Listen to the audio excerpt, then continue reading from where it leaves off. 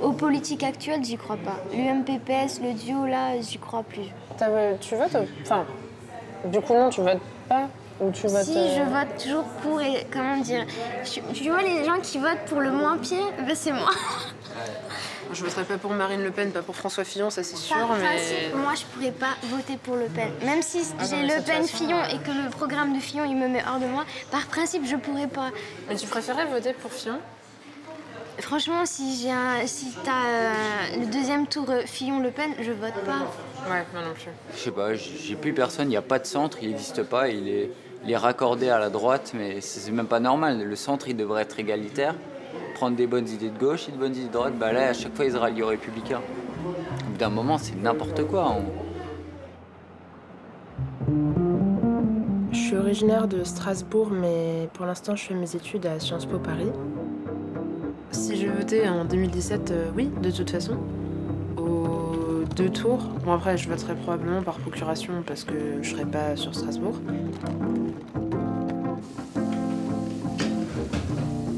Actuellement, je suis apprenti cuisinier dans un restaurant étoilé à Strasbourg. Je milite pour le parti Unserland. C'est un parti autonomiste et fédéraliste. Je le fais pas pour moi, je le fais pour l'Alsace. Je veux aussi le faire pour montrer que les jeunes s'intéressent encore à la politique. Je suis étudiante à la faculté de droit de Strasbourg. Et à côté, travail social au centre culturel de la Méno. Je suis un peu optimiste, mais j'essaie de faire changer les choses autour de moi, de faire pas disparaître, mais moi, de lutter contre l'amalgame, contre les stéréotypes qu'on peut avoir vis-à-vis d'une communauté ou de certaines personnes. Je suis vraiment militante.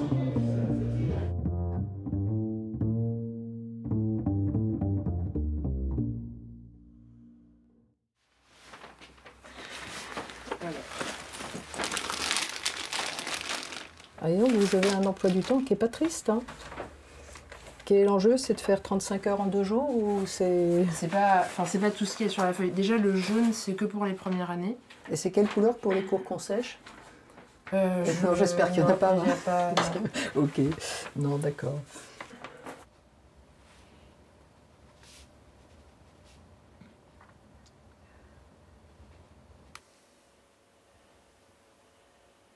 Papa? Oui. C'est quoi le truc avec Christine Lagarde et l'affaire Tapie? Bon, c'est parce qu'elle est censée avoir favorisé l'arbitrage en faveur de Tapie. Mais l'arbitrage de quoi? Bah, quand il était en conflit avec cette crayonnée, je crois. Ah oui, ok. Et donc ils se sont mis d'accord pour régler ses problèmes d'amende. Je sais pas. Je me dis qu'à chaque fois qu'il y a une femme qui se retrouve en position de pouvoir, tout le monde essaie de lui mettre des bâtons dans les roues. Parce que... Bah, non, mais après, je dis pas qu'elle a rien fait, mais... comme dit, je connais pas assez les détails, mais là, spontanément, ce que ça m'inspire, c'est que, voilà, on lui tape dessus, alors que toutes les autres personnes de l'histoire... Pour l'élection de 2007, et je me souviens que j'étais très triste que Ségolène Royal n'ait pas gagné au 2e tour, parce que c'est encore les garçons, voilà, nous les filles, on peut jamais avoir le pouvoir. Enfin, bien sûr, je comprenais pas du tout la gauche, la droite, j'avais 9 ans, quoi, donc ça me dépassait complètement. Je voulais qu'il y ait une femme présidente, et j'étais assez triste que ça se passe comme ça. Il y a quand même quelque chose que j'ai du mal à comprendre avec l'histoire de Vincent Peillon. Il dit ce qui va pas, il dit « moi je vais faire un bouclier fiscal pour les plus modestes », il donne aucun détail Conclusion, qu'est-ce qui se passe? Ils vont se dire, on nous fait voter, ensuite on tient pas compte de ce qu'on dit, on croit encore moins au système. Ah oui, c'est Tout le ça. monde y perd, tout le monde y perd. Bah, ça dépend. Mais non, parce qu'il arrive déjà à nous donner une estimation du coût, Ah oui, l'estimation. sans donner, je sais pas, enfin moi je trouve que c'est pas cohérent comme manière de procéder.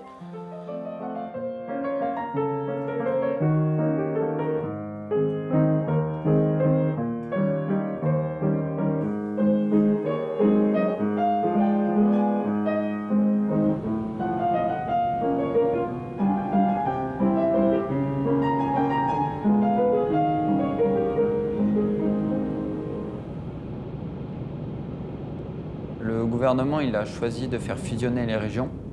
J'ai été vraiment déçu et c'est à partir de ce jour-là, je me suis dit qu'il fallait que je m'active sur le terrain politique, il fallait que je commence à militer. Donc voilà, sous l'ère de M. Hollande, il a réussi à fusionner les régions, donc on peut très bien les défusionner.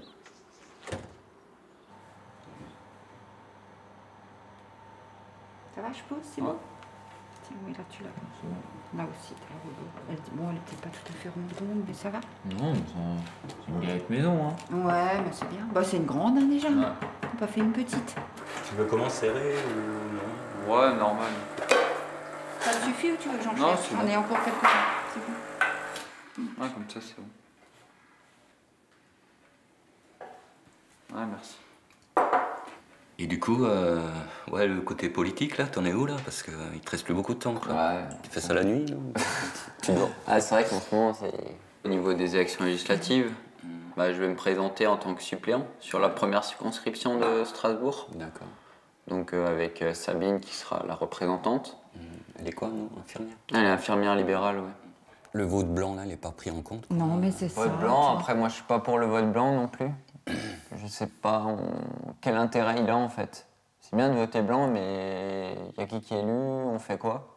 Mais parce que c'est pas pris en compte. Mais si c'était pris en compte, ça voudrait dire un peu un ras-le-bol. C'est que les gens, ils savent pas où ils en Ouais, sont. mais derrière ce ras-le-bol, on va où? On propose Ouais. quoi?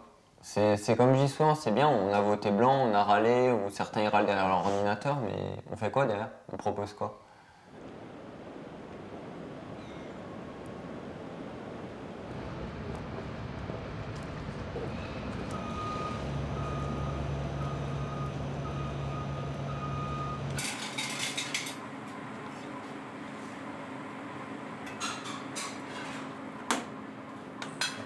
Quand on manifestait, on avait fait la rencontre d'une personne, elle avait, je crois, 85 ans, fauteuil en roulant.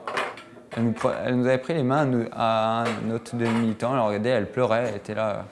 On détruit toute mon enfance, mon Alsace. Voilà, maintenant c'est à vous les jeunes de se battre pour ça. J'ai envie de continuer pour ces gens qui veulent y croire. Même les gens qui ont un peu abandonné l'idée, qui disent qu'il n'y a plus d'espoir, il faut leur redonner l'espoir et continuer à combattre et ne pas s'arrêter. Pour moi, on a vraiment une belle région. On a un beau patrimoine qui est historique. Si on parle de l'Alsace, je pense qu'on peut aller en Chine. On parle de l'Alsace, les gens connaissent. Que là, maintenant, on va aller en Chine, on leur dit, ou au Japon, on leur dit Grand Est, ils nous regardent avec des grands yeux. Vous me racontez, là, ça n'a pas d'identité forte. Donc économiquement, ça n'a pas d'intérêt.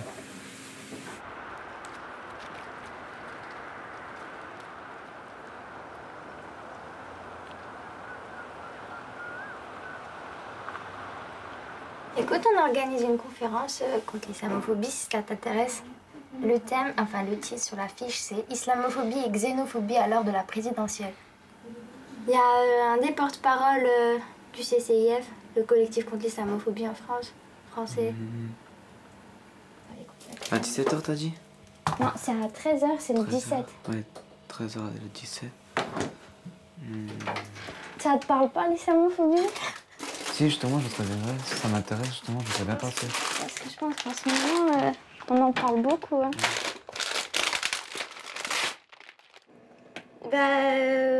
On m'a déjà dit, tu t'appelles comment? Ouais, je m'appelle Céline. Ah purée, t'es quand même typée, hein comment ça se fait ça se fait que ça se fait.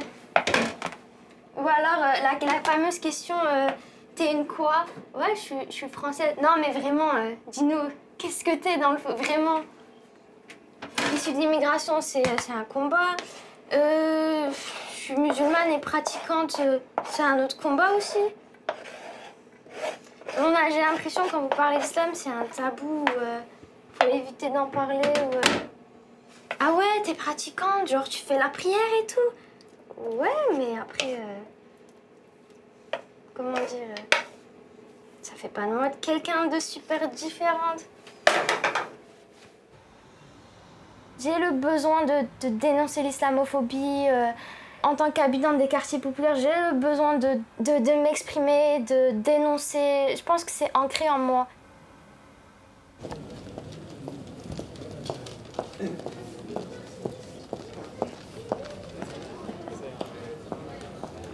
Les cheveux gris avec des Ouais, mais je vois c'est lequel. Mais je l'ai pas encore contacté, je me suis dit, je vais le voir ici. Et j'attendais de voir comment. Je vais le voir. Et je voulais voir aussi comment elle avance, leur situation. Ouais, mais j'ai votre numéro perso, c'est Vincent qui m'a... Enfin, au professionnel, c'est Vincent qui m'a passé. Je vous envoie. Prends mon mail plutôt. Ouais, d'accord. Il peut l'embarquer, ça.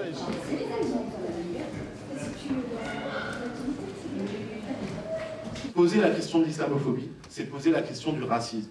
Poser la question du racisme et de ses mécanismes, c'est poser la question de la diversion. Poser la question de la diversion, c'est reposer la question qui est centrale aujourd'hui dans ces rapports de force, qui sont aussi parfois des rapports de classe, celle de la justice sociale et économique, celle qui fait qu'on est des citoyens de plein droit et en toute égalité. Quand on casse les mouvements, il n'y a pas d'héritage possible. Ça veut dire qu'il n'y a pas de transmission des luttes. Ça veut dire que les nouvelles générations n'ont pas d'héritage politique et donc qu'elles deviennent apolitiques. Qu'est-ce que ça signifie? Toute une génération qui devient apolitique. Qu'est-ce que ça signifie concrètement? Ça signifie qu'elle est à la merci de n'importe quel démagogue. C'est ça que ça signifie. Il y a une autre offre politique qui s'appelle Daesh ou Al-Qaïda. Il se trouve que je suis là. L'être humain a besoin d'une claque pour se réveiller. Nasira est là, Paul est là. Je sais pas, je pense que la claque, on l'a déjà eu depuis longtemps. Ouais, mais... Notre avenir politique, tous, est mis en danger.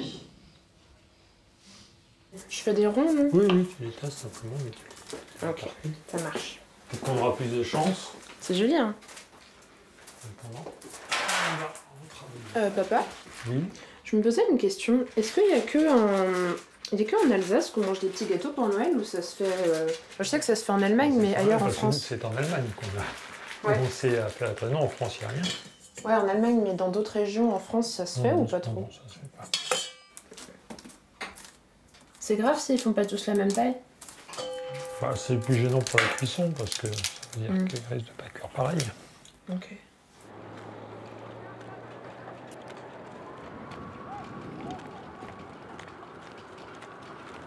En France, on a tendance à cracher sur l'Europe dès qu'il y a quelque chose qui va pas. Et ça, c'est quelque chose qui m'interpelle, vraiment. Un candidat ou une candidate à la présidentielle qui dit qu'il veut pas de l'Europe parce qu'il pense que ça nous apporte que du mauvais, je peux pas du tout m'identifier à ça. Et je dis pas que c'est l'institution la plus démocratique, mais franchement, elle n'est ni plus ni moins que n'importe quel autre État membre. Enfin, ça m'énerve. Tant qu'on n'aura pas une discussion ouverte et claire à propos de comment fonctionne l'Europe, déjà on ne pourra pas savoir comment elle fonctionne actuellement et on ne pourra pas avoir d'idées constructives pour la réformer.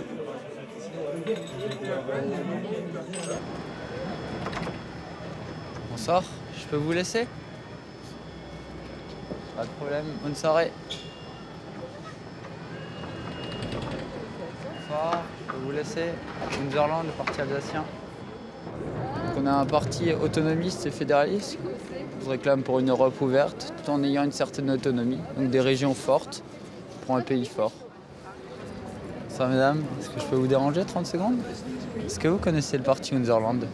Moi je connais. Ouais.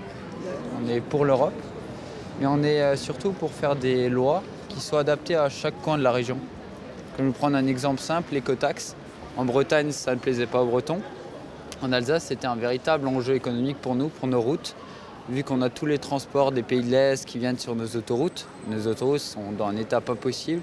L'écotaxe aurait servi à financer. Mais vu qu'un coin de la France ne le voulait pas, ils ont arrêté la loi pour tout.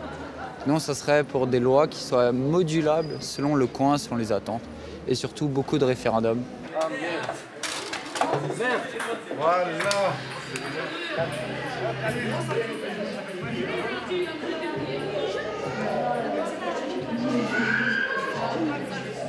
Au sein du Front, le Front antiraciste alsacien, on a fait un événement contre les discriminations et l'islamophobie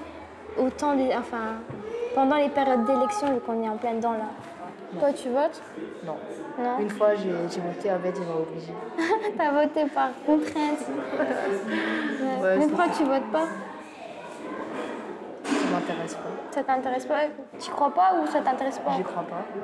Ouais. Mais tu sais, que un ou l'autre soit élu, c'est toujours la même chose. C'est toujours la même. Ouais. Mais tu sais, cette conversation, je l'ai avec beaucoup. Tout le monde, enfin ici, tout le monde me dit ouais, je vote pas parce que j'y crois pas. Tu votes? Non. Pourquoi? Parce que j'ai pas la nationalité française. Pourquoi tu l'as pas? Bah j'ai demandé, ils me l'ont refusé. Ils t'ont refusé. Et tu penses pas refaire une demande là? Si, oui et non en fait. Mais si tu l'avais, est-ce que tu voterais? Avant, ouais, j'aurais voté, mais plus maintenant. Pourquoi? Parce que, en fait, on sait plus pour qui voter à cette heure-ci. Est-ce que toi, tu votes? Moi, je vote. Pourquoi je vote? Parce que je pense que c'est un droit fondamental. T'as encore des pays, genre vraiment, t'as beaucoup de pays encore où t'as pas... Les femmes, elles n'ont pas le droit de vote. T'as pas le droit de vote et tu peux, comment te dire, c'est une forme de participation. C'est un moyen pour le citoyen de participer. Clairement, en votant, je vais pas faire de la politique. Mais au moins, on me laisse le choix de choisir. Je pense qu'il y a deux politiques, celle qu'on voit à la télévision et à celle qu'on fait sur le terrain. J'ai pas un candidat favori, un mouvement, un parti politique fétiche que je suis et que je défends. Ah, mais d'accord. C'est plus que d'aller trouver, non, franchement, pour toi, je pense. Ce qui est clair, c'est que là où je vous rejoins, c'est qu'il faut que nos candidats, nos suppléants, nos militants puissent expliquer quel est le positionnement de notre parti, quelles sont nos valeurs. Et il y a eu beaucoup de commentaires sur ça. C'était Underland, les arriérés, toujours à nous bassiner la même chose. Non, voilà, on montre quelque chose et on n'est pas que... J'ai eu des commentaires de catholiques intégrés. J'étais oula, que se passe-t-il? Ceux qui nous veulent du mal nous traitent de nostalgiques, etc. Mais je veux dire, nous, notre slogan, c'est aussi des racines pour avoir des ailes. Il faut connaître notre histoire, il faut s'appuyer sur notre histoire pour avoir un avenir. Donc on va dire sur la circonscription du centre, c'est la plus grosse circonscription. J'ai déjà fait la campagne avec Jean une première fois, donc c'était fort intéressant. Et cette fois-ci, je suis en tant que suppléant avec Sabine. Et on est aussi à la recherche du mandataire financier, c'est ce qui nous manque. Alors, c'est extrêmement courageux parce que même les grands partis, enfin les partis traditionnels, parce que ce sont pas des grands partis, les partis traditionnels reconnaissent que la première circonscription est une circonscription très difficile.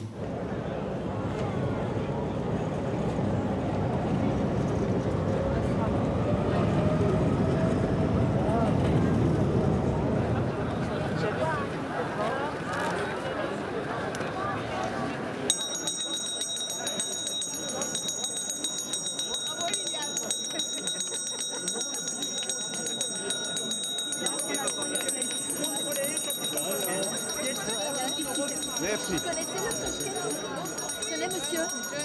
Il y avait un portique lumineux au-dessus du marché Place Broglie, où c'était marqué Christkindlesmerk. Et alors, ils l'ont enlevé soit parce que c'était pas du français, ou alors parce que c'était trop chrétien, quoi. D'accord. Et nous, ça faisait partie du patrimoine alsacien. C'est notre patrimoine et ça doit être transmis. Exactement. Après, on se plaint que nos jeunes n'aient plus de repères, mais forcément, si on leur fait avaler la même sauce d'un bout du monde à l'autre, servie par McDonald's et Coca-Cola. Exactement. Voilà. Voilà. Et on est un parti politique régionaliste. D'accord. Voilà, on n'est pas une secte. Allô, salut Morgane, comment tu vas? Ouais, ça va, nickel. Je viens de voir les images, tu sais, de la manifestation du mois de décembre, du Kristen. Franchement, je tenais à vous féliciter pour l'action que vous avez entreprise. Oui, bah oui, on aura des futures occasions. Bah, vu que les élections législatives, là, ils arrivent bientôt, c'est parti pour la campagne. Hein.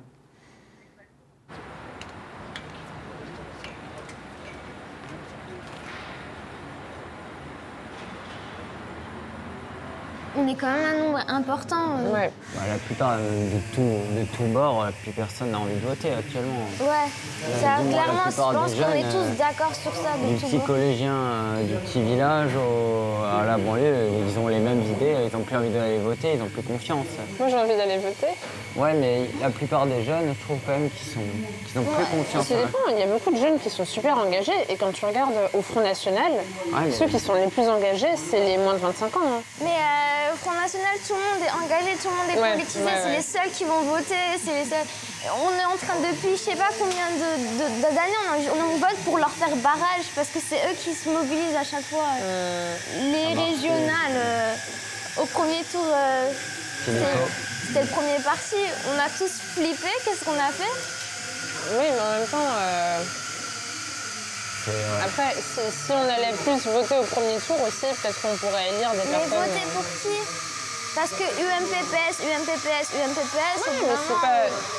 Mais d'accord, mais c'est pas forcément tous mauvais non plus. Enfin, c'est pas juste les partis, mais après, quand tu regardes pour un mandat local, tu regardes aussi l'individu, tu regardes voilà, ce qu'il a fait, etc.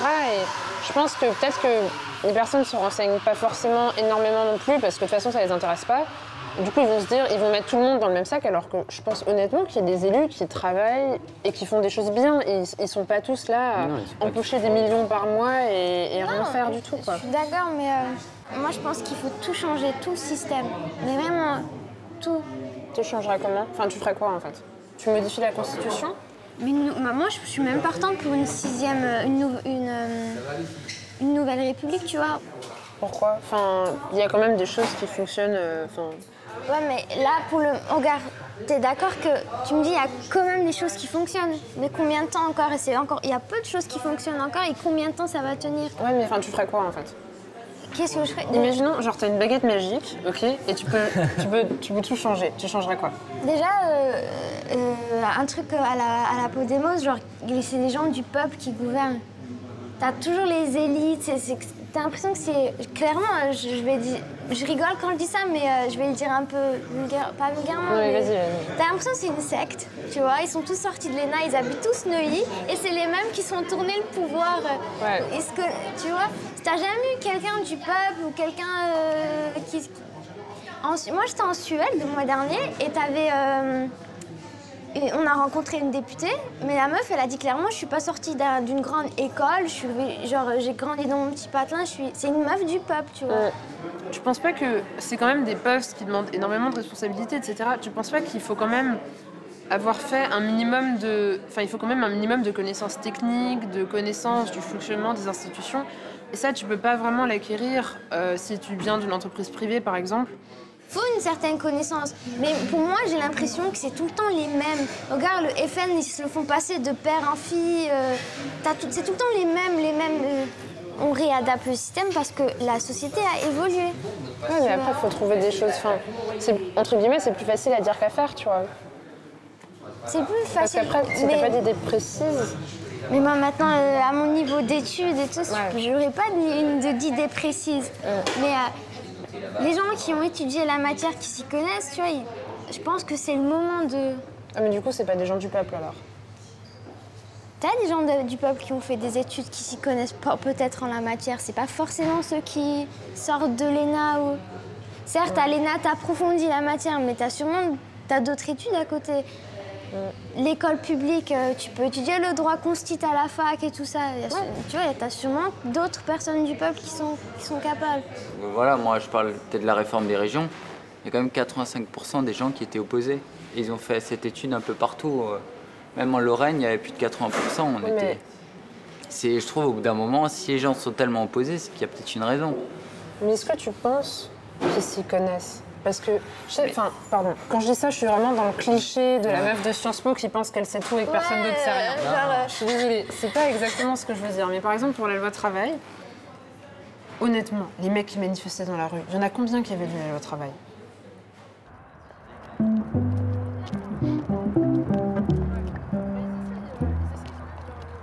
Je pense que Trump, ça va changer. Peut-être plus de gens vont emménager s'ils ont un tract. Si Marine Le Pen elle est élue en mai là, du coup on aura à nouveau la frontière entre la France et l'Allemagne. Et le tram on fera comment?